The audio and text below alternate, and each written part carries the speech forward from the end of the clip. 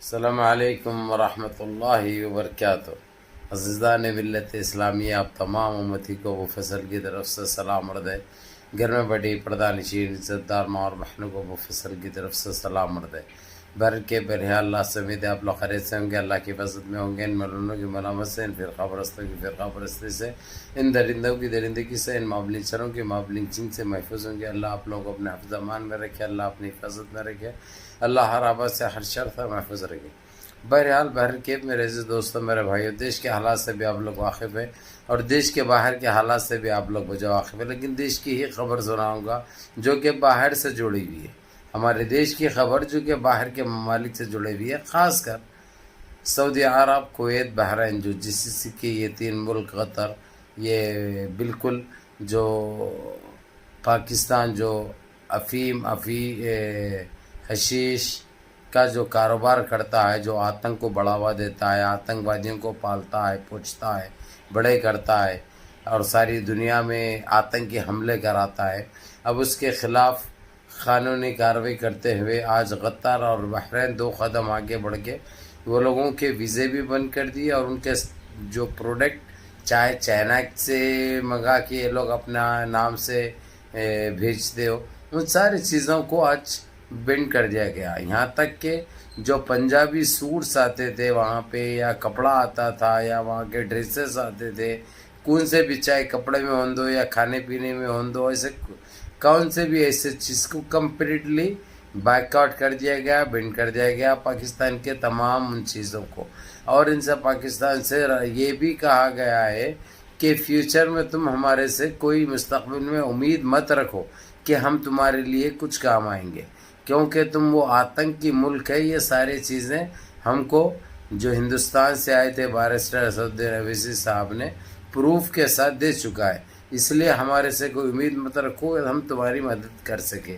یہ سنتے ہی جو ہے سو پاکستان میں ایک پریشانی کا ایک آتنک آ گیا ہے اور سو بارسٹر اسدالدین اویسی کو کوس رہے، گالیاں دے رہے، میمز بنا رہے، ان کا چاہے پرائم منسٹر ہو یا ڈپٹی پرائم منسٹر ہو یا وزیر خزانہ ہو یا وزیر داخلیہ ہو، یعنی ایک بارسٹر اسدالدین اویسی سارے پاکستان پہ بھاری پڑ گیا ویسا دکھ رہا۔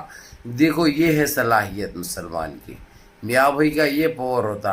ارے نادانو، ارے نہ سمجھو، ارے نا اخلاق ہو، ارے پاگل ہو، تم لوگوں کو یہ چیز سمجھ میں نہیں آتی کہ ہمارے بغیر تم ادھورے۔ یہ ایک حقیقت ہے، یہ ایک سچائی ہے۔ بہرحال اس ناپاک پاکستان کو اس کی اوقات اسی کے انداز میں دکھائی گئی۔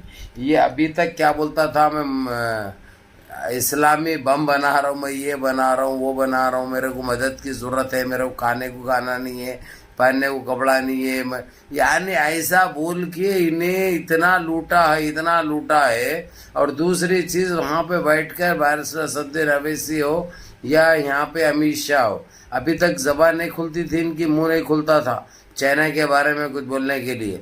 بارسٹر اسدالدین اویسی نے چائنا کو بھی چیتاونی دے چکے ہیں کہ تم جس طریقے سے لداخ میں جو اندر جو گھستے جا رہے، جیسا اماں تمہاری ماہر میں یہ چوہے جھنگوراں بچوا کھانے والوں ہے، تمہاری اتنی اوقات نہیں ہے جو تم اپنے آپ کو جو سمجھتے ہیں نا پھر گھپ بول کے تمہارے کو لگ جائے گا 360 کا۔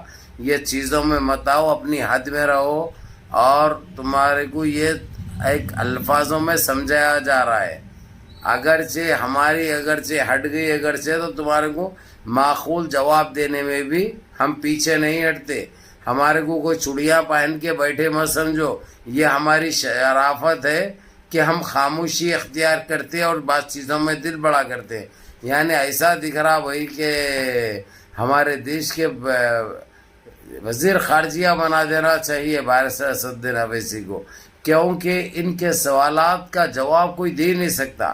ایک تو تعلیم معیار کی ہے ان کی، ایک اپنے آپ میں ماشاءاللہ ان کی جتنی تعریف کی جائے اس معاملے میں کم ہے۔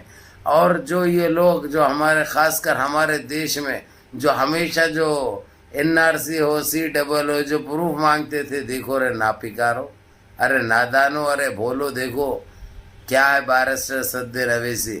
اور مسلمان یہ دیش کے کیا ہے، تم کو اچھی طرح سمجھ میں آ گیا ہوگا. تو بہرحال باتوں باتوں میں بیرسٹر اسدالدین اویسی تو خیر اب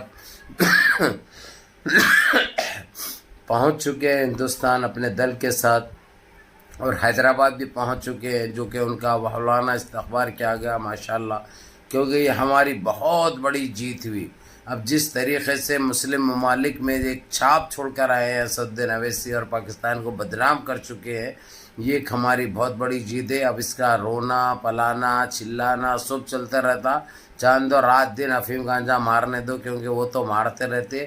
اب جتنا جو کرنا ہے، جو اکھاڑنا ہے اکھاڑنے دو. یہ بہت اچھا کام کر کے آئے ہیں بیرسٹر اسدالدین اویسی صاحب. اور آپ لوگوں کے لیے خوشخبری یہ ہے کہ بحرین اور قطر کے اندر پاکستان کے تمام پروڈکٹ کا بائیکاٹ کیا جا چکا ہے، اور ساتھ ہی ساتھ ہمارے دیش کو بھی یہ کہہ دیا گیا ہے، جس طریقے سے وقف امینڈمنٹ بل کو لے کر جو پریشان کیا گیا تھا، اسی گندگی دوبارہ مت پھیلاؤ، مسلمان کو تکلیف مت دو یا کوئی اور مذہب کو تکلیف مت دو. تمہارے کو جو سیاست کرنا ہے سیاست کرو، لیکن اتنی گرو مت کہ تمہارے اوپر کوئی کارروائی کی جائے. یہ چیز آپ لوگ سمجھ گئے میں کیا کہنا چاہ رہا ہوں. عقل مند کو اشارہ کافی. بہرحال منظم رہیے، متحد رہیے، اپنی صفوں میں اتحاد برقرار رکھیے، نمازوں کی پابندی کریے، ماں باپ کی خدمت کریے، بڑوں کے احکام پہ عمل کریے، اور اپنے اس بھائی کو بھی دعاؤں میں یاد رکھیے. السلام علیکم ورحمۃ اللہ وبرکاتہ.